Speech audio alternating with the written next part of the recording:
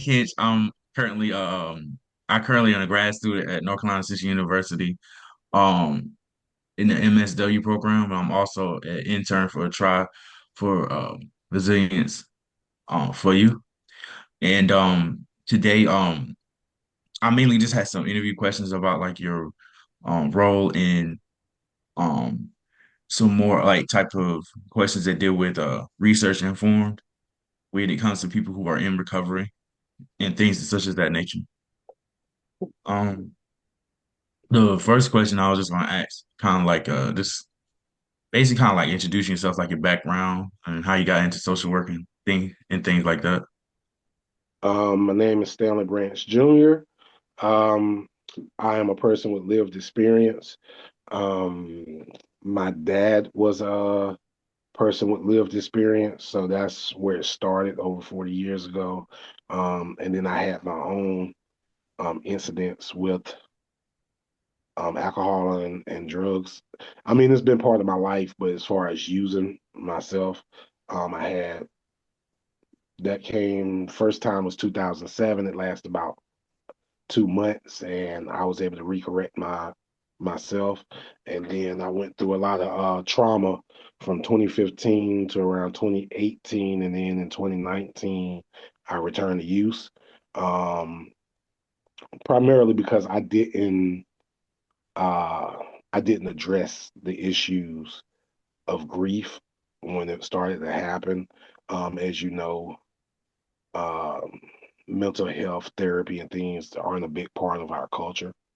Um, so those barriers, stigma, roadblocks, um, like I said, I return to use. As I return to use, after I return to use and I came back into recovery, um, I quickly jumped back into peer support. I basically jumped into peer support uh, my second day of detox while I was in detox. Um, it's interesting because it's not something that if I put on paper that I would choose. It doesn't really pay well. Um, but it was something for some reason that was I was driven to do. Um, Advocacy, helping people. One, I had to find the resources for myself. And two, I started to disperse that information. And three, I kind of became the resource. Um, so that pushed me into peer support. So I'm a peer support. I'm a recovery coach. The difference is peer supports have to have lived experience. Recovery coaching doesn't. Um, Peer support can be billed by Medicaid. Recovery coach can't. Um, you may see them interchange the names in different facilities to make it sound more exciting, but they're two different. They're similar structures, similar information, but they're two different types of certificates. Uh, and I'm currently working as substance professional. I am registered, working on my certified alcohol and drug counseling. That's my way of stepping back into the educational field for myself before I try for a degree again. It was kind of like I needed to get involved before I spit money out and haven't regained the discipline and things needed to finish it. So that's my background. I currently work for a recovery court in Durham County, Justice Service Department. I've worked at Oxford House, which is recovery housing, and I've Mhm. also worked at R.I. International, which is the detox in Durham. Okay. Um, I help out with T.R.Y. and I speak sometimes through Freedom House, which is a program that I did substance abuse intensive outpatient with. Okay. Wow. Well, that's amazing. Thank you for giving me your background, telling me a little bit about yourself and what got you into the peer support. Um, My other question was, what do you think life was like for people in recovery before peer support and recovery court even existed? Uh, in recovery, it was probably because peer support has been around for a while. It's only been 15, 10 to 15 years that it's been billable. Hmm.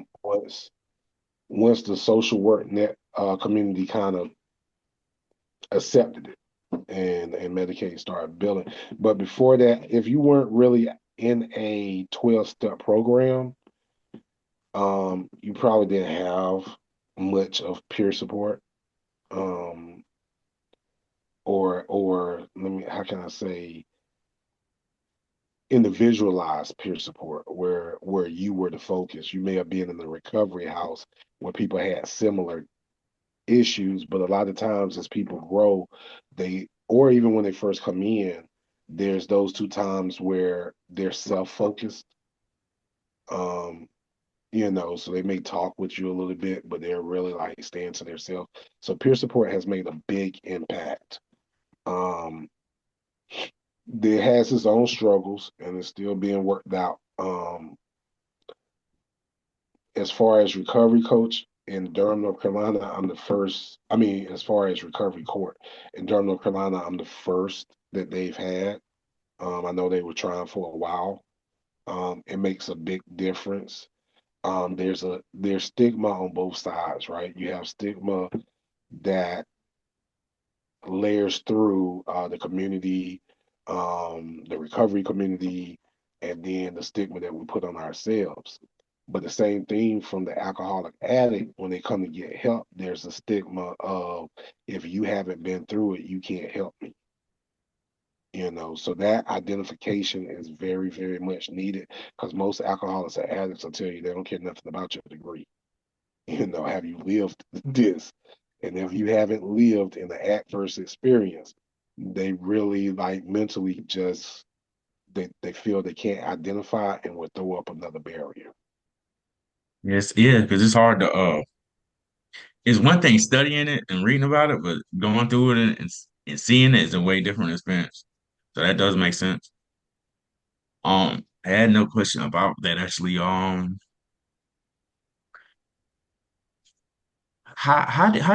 did the absence of peer support, like, have you seen like affect people's ability to stay on track or feel understood?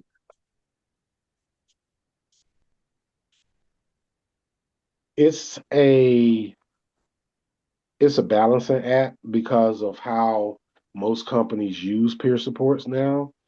Truth be told, the social work community, and I understand what they were doing, like they were overwhelmed with clients. So they kind of like broke down some of their heavy loading and gave that the peer supports. The thing that comes is some companies don't give the peer supports the respect. They give them the work, they don't give them the respect, they don't give them the compensation. And what happens is a lot of peer supports are attracted to wanting to give back, right? That's the first thing that happens. Like, oh, somebody help me. I'm on this pink cloud. I want to be of service. And they have to learn to put on their mask before they can help someone else put on theirs. So that struggle of I work with you, but you don't really listen to me. I work with you, but you don't really hear me. Is there that stigma?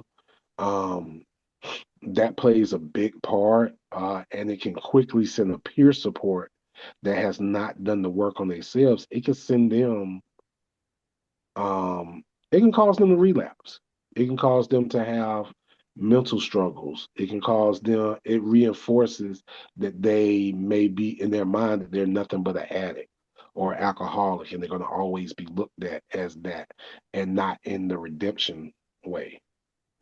So that's a big thing that we're struggling with and we're trying to combat. Okay. My other question I have is, what do you think recovery court, like, how does it add to like those traditional systems, like what does recovery court do or add to that traditional systems might like miss? Well, treatment courts in a whole, because you have recovery court, you have veteran court, you have mental health court, you have family court. Durham has a recovery court and has a mental health court. We don't have a veteran court as of yet, and I don't know if they're gonna. I don't know if they used to have a family court and they're gonna bring it back or not. I'm not in that realm so yet. But what it does add is it takes in um, the difficulties that someone may be going through because a lot of courts uh, for a long time have just overlooked the fact of your addiction, and just focused on the criminology part. Yeah, Um, they would lock up, they would lock us up, and they would give an alcoholic or an addict, especially the addict, they would give them large large sentencing. Um, because they would stack charges. They may stack charges. I'm not going to say all of them did that, but or force minimums. Things of that nature that didn't really help the alcoholic addict. They may be able to go inside and sit in prison for a while and be abstinent, but they weren't practicing recovery or sobriety. It was forced. So what would happen is, of course, as soon as they get back out, everybody wants some type of autonomy. And without that rehabilitation, you're gonna go back to the people, places, and things of yeah, before, and the autonomy you want that you think is freedom is actually false freedom. It's you having the comfort of the drug or the alcohol, but you don't want the confrontation that comes with recovery. You don't want anybody telling you what you need to do or this, that, and the other. So it makes it a struggle if we're not having treatment courts. Treatment courts take that into consideration. They take into consideration that adverse behaviors. They take into consideration trauma, um, and they add the treatment part to the recovery court. It's still a part of probation. Like probation has more power than the judge and the court actually, because you're on probation. You're still part of the system, but it gives you a chance to address your substance use. You know, um, and it's very much needed. It's not an opportunity that's afforded to everybody. It should be. Everybody deserves a chance at recovery, but not everybody gets it. Gets that chance. So especially in our community, because you have to have certain the recidivism rate really means you're resistant to treatment, you know, um, on both sides, substance and criminology. You just keep repeating the same thing, no matter how many times they've locked you up. So it's very, very much needed. Um, and it makes a world of difference in changing someone's life. yeah. By the way, congratulations on your recovery. I forgot to mention it. I appreciate Um, you. That's um, God, by the grace of God. I hear that. Amen. Um, have you ever like experienced like a stigma in the system? And if you did, like how did peer support like help navigate through that? And I've probably experienced almost every stigma there is. A lot of people think uh, they go off of looks first and foremost, and um, if you're in a detox, once you walk into the detox, you get hit with a stigma. I'm not going to say that I haven't been part of a lot of criminology, but I have no convictions. By the grace of God, I was able to afford to get out of trouble. But they automatically assume that you have a record if you say you're alcoholic or addict. And it's different between the cultures, you know. Um, if I go to AA for help, Culture wise, I stick out because it's mostly Caucasian. If Yeah. I go to NA, I can tend to stick out because I've never been, even though I was involved in the streets, my behaviors or my mentality has never been helpless or hopeless or um the competitive of classism. You know what I'm saying? So I kind of stick out there because it's more of a show. You know what I'm saying? And I don't want to be part of the show. So it becomes a balancing act to get what you need. Being an Oxford House, I'm not really, I wrap my flag in my higher power, right? So I can be a part of your organization to an extent, and that's the bad part in recovery that a lot of the organizations want you to wrap your flag with them, and make that part of your identity. And for me and some other peer supports, that becomes a problem. And some handle it different. Some leave the programs. I did that myself in 2007 and went to church and realized, I went down a dry devil and came up a wet one, per Mm. se. You know what I'm saying? And we'd talk about other people like that, and it was me because I wanted to keep my foot on the fence, even if it was 10%, and God had to show me that the devil owns the fence, you know. Yeah.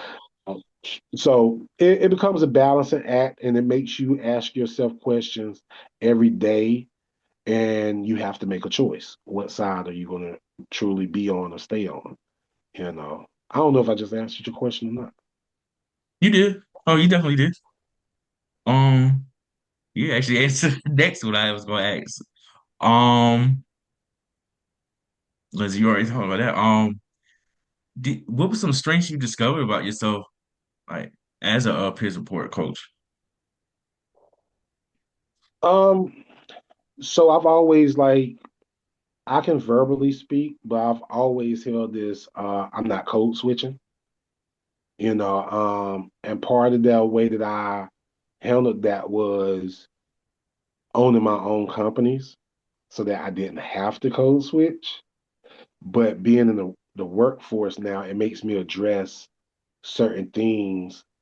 Um, like I got used to telling people I'm not a people person. I help anybody, but as far as us becoming friends like that, only certain people would be able to get close to me, and that caused a barrier. And I have to address those as I wish to go further in helping my people. I have to sacrifice me because this is bigger than me. I have to take a look at, like, I cuss a lot because I work in, and it's not because I work in, but I do deal a lot in crisis, right? And they're not looking for or can even understand some of our clinical Yeah. terminologies, and some of them would rather, because that's what got through to me. They're not looking for a hug. They're not looking for what they consider fake love. It could be the question of maybe, MF, or do you want to live or die? And that may be what switches the light on for them as it did for me. So I'm having to learn how to navigate that, realize what rooms I'm in at the time, um, and not to always take things personal. I had to learn how to fight opposition spiritually and how to fight obstacles, um, I guess mentally. I could pray for the spirit, but if it's a person, I might need to cut them off. You Yes. know, uh, so I had to learn that I was fighting the war wrong. I wasn't fighting it spiritually. I was out there trying to force people to do what I wanted because that's how the environment dictates it. But when you change, I've had to really, really reflect, look at myself, um, and take a stance, because I've done this before, and I've done probably almost every pathway to recovery you could think of, almost, and all of them work until I get to that point where I don't want to change something. You know what I'm saying? It works until I don't want it to work. I'm not changing this part of me. So today I really have to ask that question. Um, is this part of me worth more than my relationship with my higher power? Is this part of me worth more than helping the next sick and suffering alcoholic or addict? Okay, yeah. Um, Something that like kind of ties to that question, like if your experience, if you could design like a program for others like you, like what would it look like? Wow. I'm actually doing that. I've actually got several of them. Um, it would be, it has to be based on honesty. And that's both ways. We tend to want the alcoholic or addict to be honest. But when we get in, we're so much to the point of where we want them to win so much that we're willing to accept their BS. We're willing to accept we've moved into a tolerance. So we want to take the tolerance away and replace that with patience, right? Because tolerance is false change, right? Um, and it's helping them get from pain to promise quicker, because what happens is the four things that motivate change is pain, education, inspiration, and resources. And resources only works for a small part of alcoholics and addicts.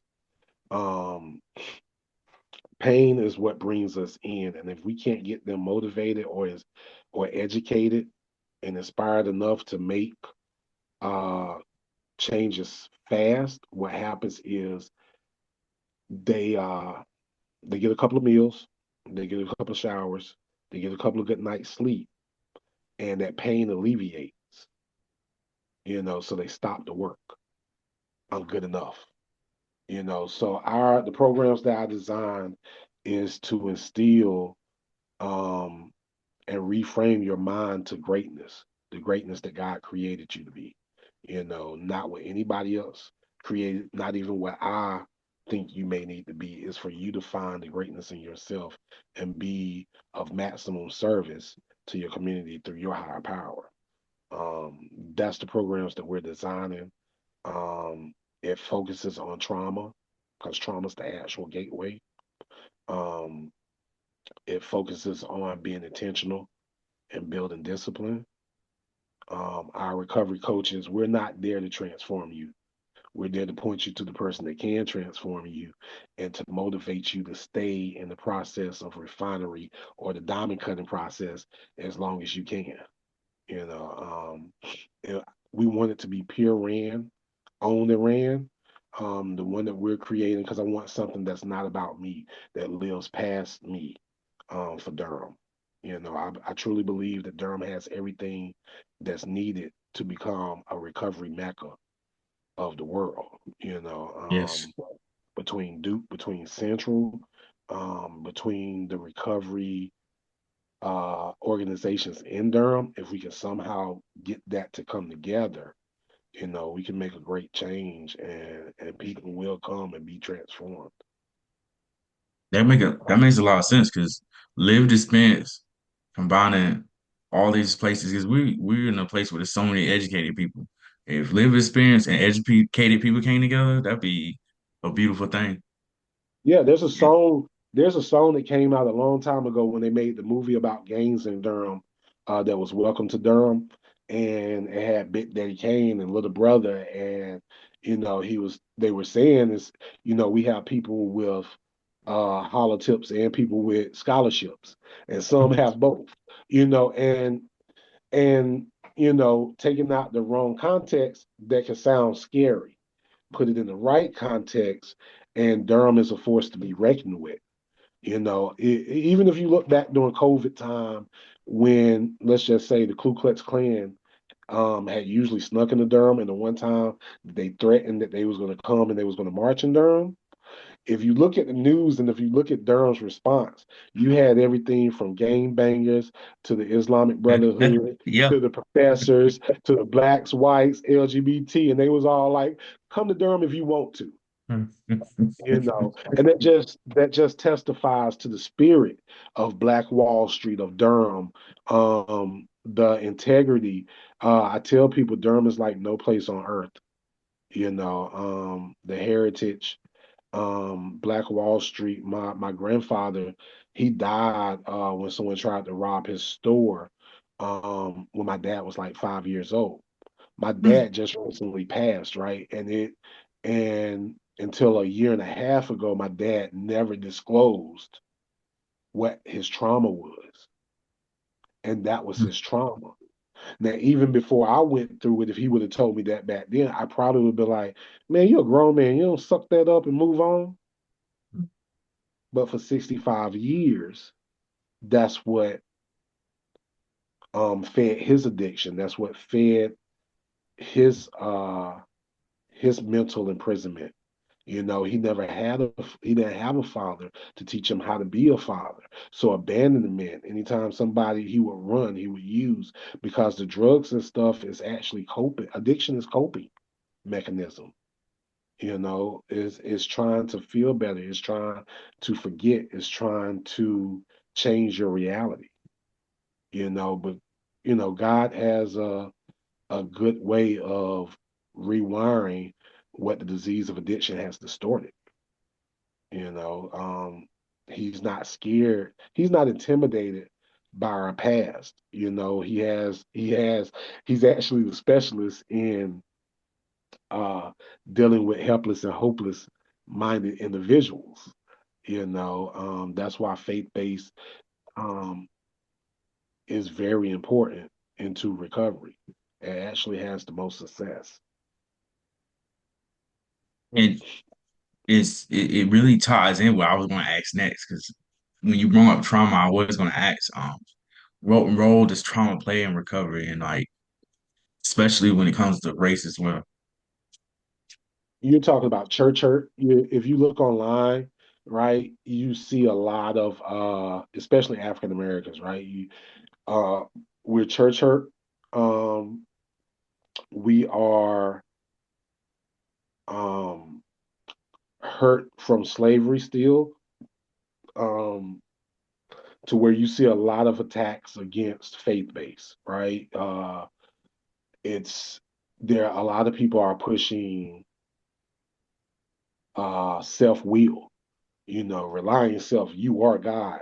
And why God did create me in his image, I am not the sovereignty. I'm not the omnipotent. I may have omnipotential, as my scripture tells me, but I'm not God himself, the ego part of it. And that's what happens to a lot of us too. Um, Trauma is real, even if it's distorted, you know. Yeah. Um, it is real. It's how you perceive it. It's fear based, and that's what the disease or the devil or the world wants you to feed off of. The world gives us offers us instant gratification, and then until we're mature enough to turn that down, that's how we get caught up. And a lot of times, it is instilled at us at youth. It's like the the disease or the devil threw out a reel and a hook, and it went into our mouths. He left it alone and let us swim until it calcified and became part of us, and that's when he snatches. That's when the disease snatches. You smoke a little weed in middle school, high school, and then you think that you put it down so you can focus on college, and then it rears its head in your 30s. But now the marijuana that's out there is full of stuff that's sending you schizophrenic. You know, Yeah. it tells us to go. I used to own clubs, man. It tells us to blow off steam, come into the club, have some drinks. We're gonna cut the lights down. You're gonna get the party with the pretty girls. You're gonna get you know what I'm saying? And it feels good, and then it becomes a preference to you. And it goes on to distort your life. Even when you dealt with the girls in the club that did those little things that you liked, and now, but you couldn't take her home to mama. But now you get with one you could take home to mama, but she doesn't do those little things, but you still have that preference that you're trying to hide, and then it eats you alive. You know what I'm saying? Next thing you know, you're cheating on your wife because you wasn't honest. One of the biggest things is we put down, even in marriage, we put down ourselves and we put down God, but we don't necessarily put down our devils. We don't put, like, I don't know what my wife's devil is. She found out what mine was, when I returned to addiction, but I truthfully don't know what hers was. My ego said she was a good woman and she would never cheat on me. I don't know that she wasn't. I worked that night. She worked that day. You know what I'm saying? I don't know. And I'm grateful to God that I didn't find out, because my mindset back then probably would have had me in prison. His protection doesn't always feel good in the moment. These are things that we learn as we mature. Um, and addiction caused me to mature. So I'm not upset at the trials and tribulations. I'm grateful for them today.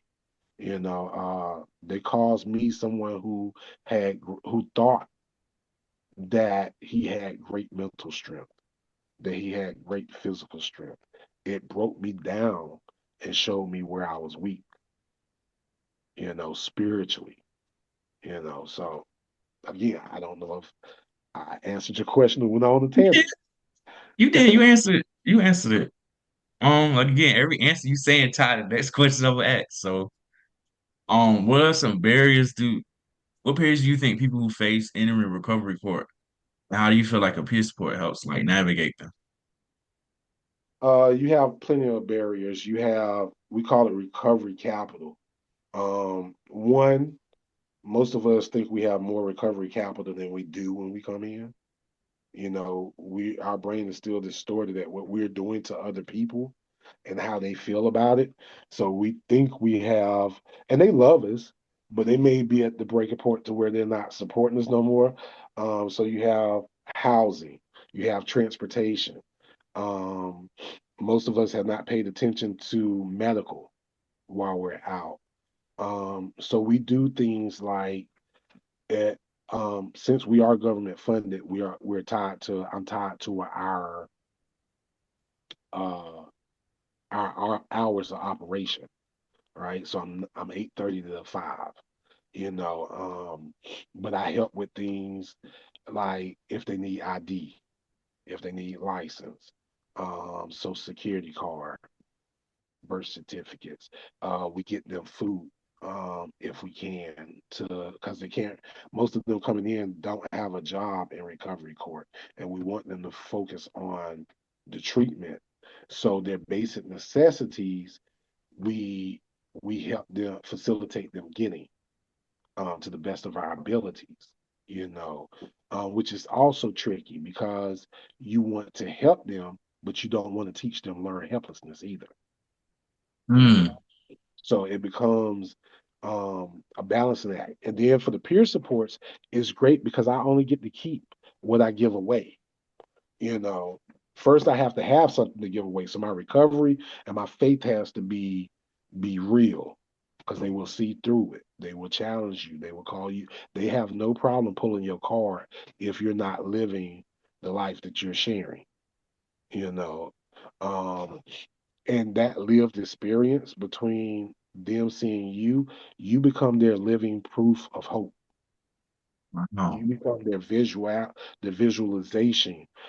Especially like some of us, when we recover in the city that we helped destroy or we became heathens in, they know our background. They seen us out there. So when they get to see you on the other side, because a lot of times when you go into the 12-step rooms and stuff, you just stop hanging with those people, places, and things. And then when a sick and suffering comes into the room and they see that you're well, healthy and stuff, they're like, dang, I thought you was locked up or dead, Mm. you know. So when they get to see it inside the treatment facilities, when they get to see it inside the recovery courts, inside of the jails, that people that they known that suffered and struggled out on the street is now living, um uh uh purposeful, and prosperous lives, that lets them know or give them hope that they can too. Mm. And when you say hope and recovery and things like that, so things just like that in that nature, I was gonna ask like what do you feel success looks like in recovery and like how is it different from before, like maybe in the past? Success and recovery. Mm-hmm. So sobriety and recovery are two different things. Um, and a lot of people don't know how to differentiate, right? Um, Success is not the cars, the money, the houses, the relationship. That's not success. They're great to go with it, but that's not success, right? I could be sober and not work on myself. I can abstain from drugs and alcohol and still be a crappy person, be a terrible human being. Uh, uh, I don't have nowhere near what I used to have, right? But today I sit as a better human being. I'm a better man. I don't know if I ever get married again, but I do get to reflect on what happened in my marriage. And if I do, I'll be a better husband. I'm a better brother. I'm a better uncle. I'm a better, that that to me is what success is. I'm actually I'm working because I have this all together by no means. Mm-hmm. Um, but I am working to obey my higher power today. I'm working to look and see and not rebel today. I have compassion towards my fellow man today. Before it was like if you didn't make money with me or spill blood, sweat, and tears in the street, we ain't got nothing to talk about. You know what I'm saying? Like I don't need to know you. Like I don't need no new friends. And that's how it is. But I've learned how to have compassionate detachment. I learned how to have discernment. And it's not that I even have discernment because the Holy Spirit gives it to me, but I'm learning. And let me not say I learned, I'm learning. Um, Heck, I 3.5 years in and thinking that, hey God, I got it. Let me make my choice. I ended up with somebody that was spiritually opposite, you know. So I don't have it together. Um, but I don't know what if I would have stayed in that relationship, anything that I thought would have been successful would have went right out that window. I'm gonna always have to keep striving. Recovery is a lifelong thing. Recovery is an act of change in my mind and my psyche to be the best version of me. Another thing that I learned from my dad's death, for a long time I just saw a chronic relapser. But my dad kept his faith. And to hear all the people that say, your dad might have only had a year and a half, but I only have 15 years because he was here when I first came in and he helped me. He may have went Mm-hmm. back out, but I would have went back out if he wasn't here when I came. That changed my whole perspective on I don't know God's plan for me or anybody else.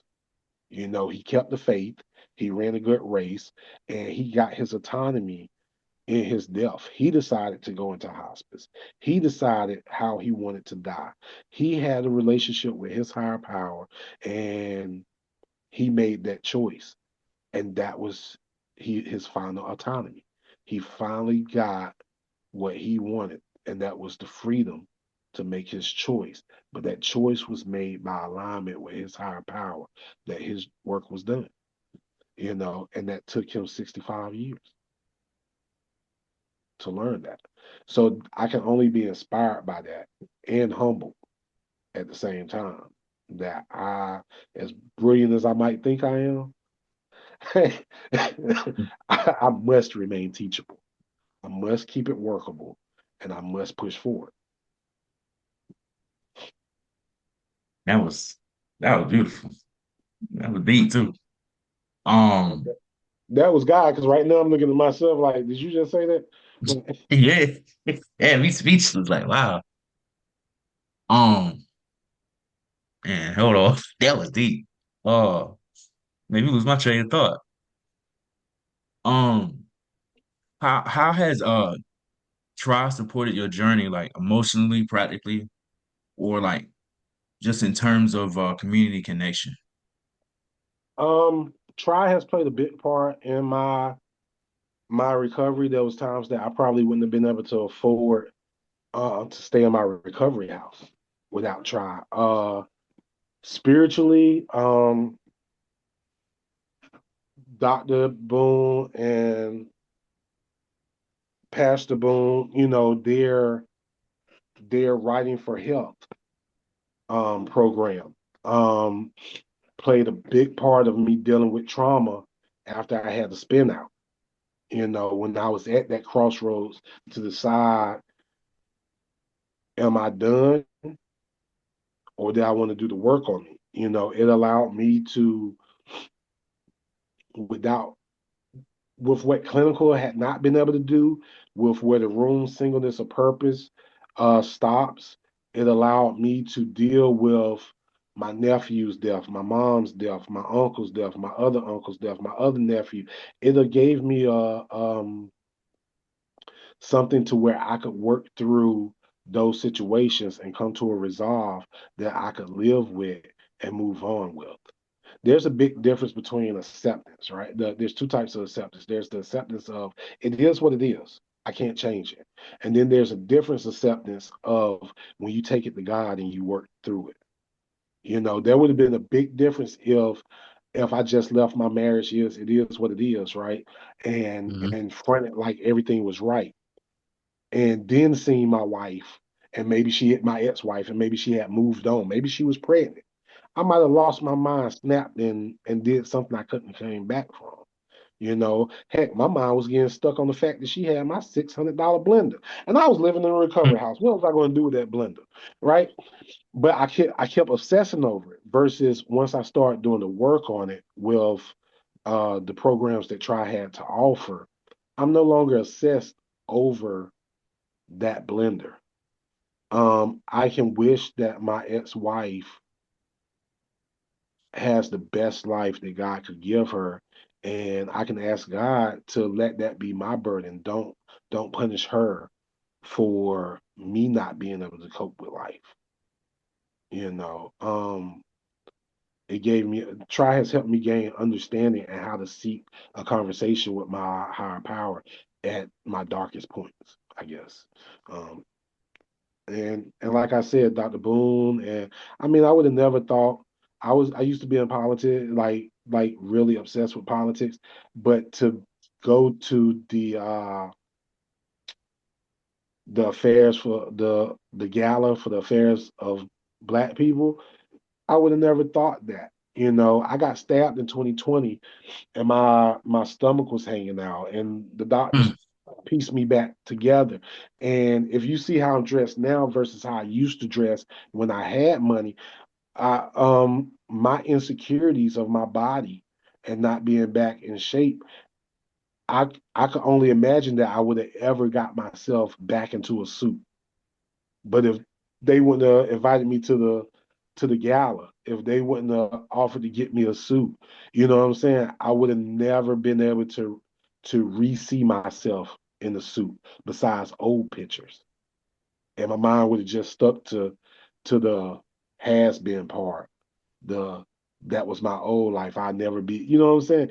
The little Yeah, subtle things that they did at the times that they did it, whether they know it or not, God used them to pull me out of some stuck mindset, some helpless and hopeless mindsets that maybe not have turned catastrophe at the moment, but it could have. If you push that pebble down that hill, it could have turned into an avalanche. And yeah, and without them even knowing it, they saved me from my own self, you know. So try is a very big part. Try is probably the only time you're gonna hear me say anything good about the word try is going to be theirs. Is we don't try, we do, but in their context, it's absolutely worth dealing with and try. You know, one thing I know is about high power and God is like you always think he not there, but even in your story, it sounds like he been with you the whole time. It just in different ways. It don't ever just be so obvious. Yeah. And Yeah.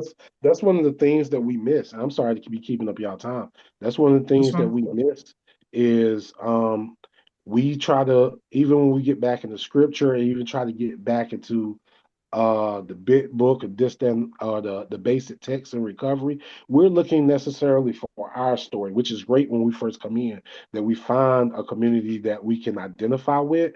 But the thing is when I learned to look for God in the story, those times that every time that you took a hit, or every time someone shot up in their arm, or every time they snorted a line, they were playing Russian roulette. Mm. And as much as I love the fellowships and things, if I went back out today, nobody in their right mind and in their sane thinking is going to go back out with me into my addiction, but my higher power will. And I have to remember that he's going to go out there, and even though the spirit is grieving with the stuff that I'm doing, it's going to be there to try to protect me and shake me out of it. Um, so I have to remember that today. Um, I wasn't left alone. He protected me. He directed me, and when it came time, he corrected me. And I have to stay open minded and stay willing to allow him to keep doing that. Wow. And that's what we try to pass on to the next alcoholic and addict. Wow. Well, I'm crying over here. Mm, Let me try to get myself together. Okay. So this has been a master class mm, on everything that we needed to know from the right person at the right time. I would not have trusted Brandon with anybody else but you, Stan, because you are authentic, you are real, you tell the truth, and you don't care who knows it. mm. I appreciate that. And so I know our time is up, but I want to thank you so, so much for what you've done. And believe me, so many people are going to be blessed by everything that you shared today. And I thank you. So thank you. All right. Thank y'all and appreciate you all. I Okay. appreciate you too. Really appreciate you answer everything clearly, and I really appreciate it. All right. Glad I could be of service. Thank you. Anytime. All